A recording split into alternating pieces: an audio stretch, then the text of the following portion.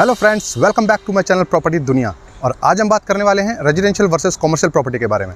दोस्तों, काफ़ी सारे सब्सक्राइबर मुझसे ये पूछते हैं कि हमें कौन सी प्रॉपर्टी में इन्वेस्ट करना चाहिए, रेजिडेंशियल या कमर्शियल। तो उन लोगों को मेरा सीधा स्ट्रेट फॉरवर्ड आंसर होता है कमर्शियल प्रॉपर्टी। अब आप पूछेंगे वो क्यों? देखिए, जैसे जैसे ज़माना बदल रहा है वैसे वैसे इन्वेस्टमेंट के तरीके भी बदल रहे हैं। अगर आप भी भीड़ चाल में वही करेंगे जो सारी दुनिया कर रही है तो आप कभी भी प्रॉपर्टी से पैसा नहीं कमा पाएंगे। उदाहरण के तौर पर बीते 40-50 वर्षों में हमारे यहाँ रेजिडेंशियल प्रॉपर्टी में ही पैसा इन्वेस्ट करने की प्रथा चली आ रही है। इसलिए हर कोई थोड़ी बहुत सेविंग करके बस रेजिडेंशियल प्रॉपर्टी में ही पैसा इन्वेस्ट कर देता है, फिर चाहे उसे फ़ायदा हो या ना हो।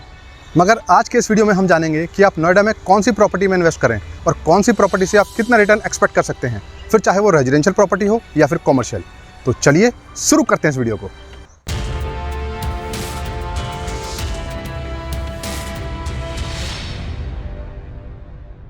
सबसे पहले मैं शुरुआत करूंगा रेजिडेंशियल प्रॉपर्टी से, जिसमें सबसे पहले नाम आता है रेजिडेंशियल प्लॉट का, और जिसकी कीमत मार्केट में महंगाई के हिसाब से बढ़ती रहती है। मगर शहरों में इसकी लिमिटेड सप्लाई होने के चलते इसकी रीच दिनों दिन आम आदमी से दूर हो गई है।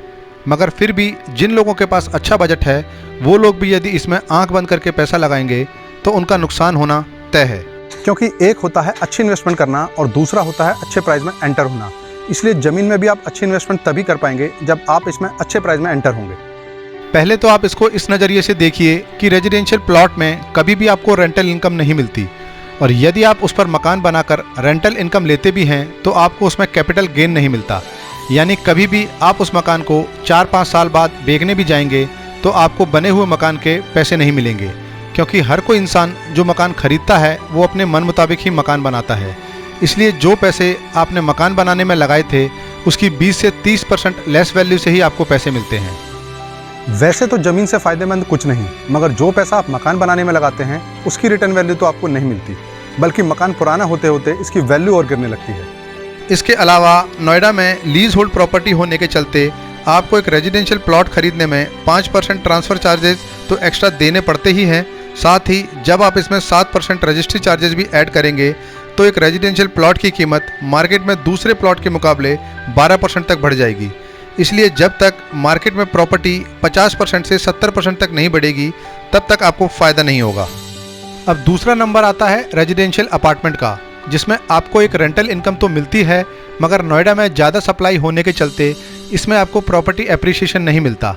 इसमें 3-4 बिल्डर ऐसे भी हैं जिनकी अंडर कंस्ट्रक्शन प्रॉपर्टी में पैसा लगाकर आप प्रॉपर्टी में एप्रिसिएशन तो ले सकते हैं, मगर रेंटल इनकम तो आपको इन रेजिडेंशियल अपार्टमेंट से भी 2 से 3% ही होती है। मगर आज की तारीख में बहुत से आईटी प्रोफेशनल्स केवल ये सोचकर रेजिडेंशियल अपार्टमेंट्स में इन्वेस्ट करते हैं कि उनको इनकम टैक्स में रिबेट मिलती है, मगर जितना फ़ायदा उनको टैक्स बचाने में नहीं होता उससे ज़्यादा घाटा वो इस प्रॉपर्टी को होल्ड करके खा बैठते हैं। क्योंकि 50 से 70 लाख के जिन अपार्टमेंट्स में लोग नोएडा में इन्वेस्ट करते हैं उनमें रेट बढ़ने के बजाय कम हो रहे हैं, क्योंकि ज़्यादातर बिल्डर इन फ्लैट्स में क्वालिटी नहीं देते, जिसके चलते नोएडा में इस तरह के रेजिडेंशियल अपार्टमेंट्स की कीमत या तो स्थिर है और या फिर बढ़ने के बजाय घट रही है।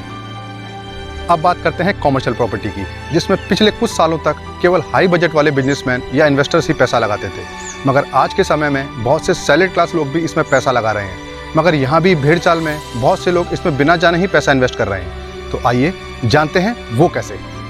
मार्केट में बैठे बिल्डर ये भली भांति जानते हैं कि लोग किस तरफ आकर्षित हो रहे हैं, इसलिए बिल्डर ऐसी प्रॉपर्टी को बड़े चढ़े दामों में बेचना शुरू कर देते हैं। उदाहरण के तौर पर जब लोग सोसाइटी शॉप्स में पैसा इन्वेस्ट करने लगे तो बिल्डर ने इनका दाम भी बढ़ाना शुरू कर दिया। इसलिए यदि आज की तारीख में आप किसी भी बिल्डर की सोसाइटी शॉप्स में पैसा लगाते हैं तो वो आपसे अंडर कंस्ट्रक्शन के वक्त ही रेडी टू मूव के पैसे मांगने लगते हैं।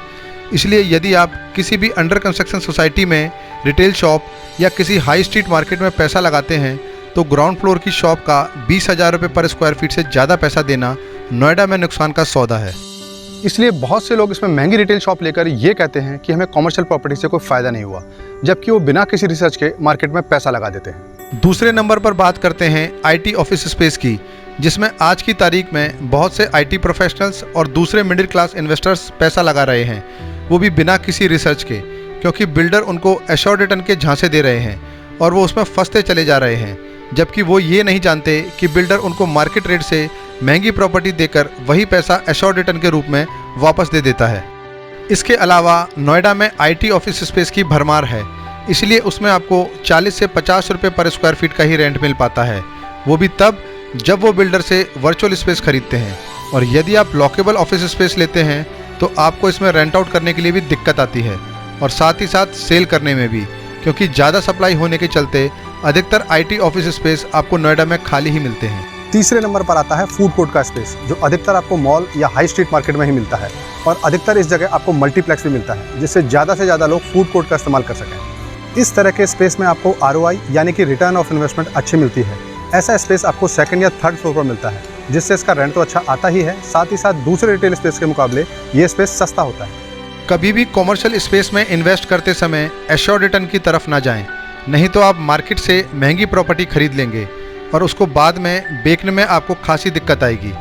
आपने अक्सर मार्केट में ऐसे विज्ञापन चलते देखे होंगे, invest 25 lakh and get 25,000 monthly, invest 6 lakh and get 6,000 per month.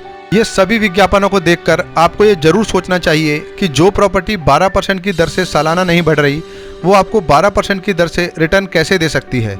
मगर फिर भी बहुत से लोग बिल्डर के इन चकाचौंध विज्ञापनों में फंसते चले जाते हैं और वो एश्योर्ड रिटर्न और एश्योर्ड रेंटल में फ़र्क ही नहीं कर पाते और बिल्डर से महंगे दामों में कॉमर्शियल प्रॉपर्टी खरीद लेते हैं।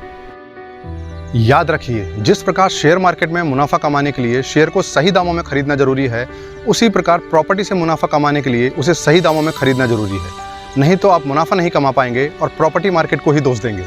इस उम्मीद के साथ इस वीडियो को यही समाप्त करता हूं कि आप इस वीडियो को जरूर प्यार देंगे, ताकि मैं आपके लिए ऐसे ही वीडियो लाता रहूं। जय हिंद।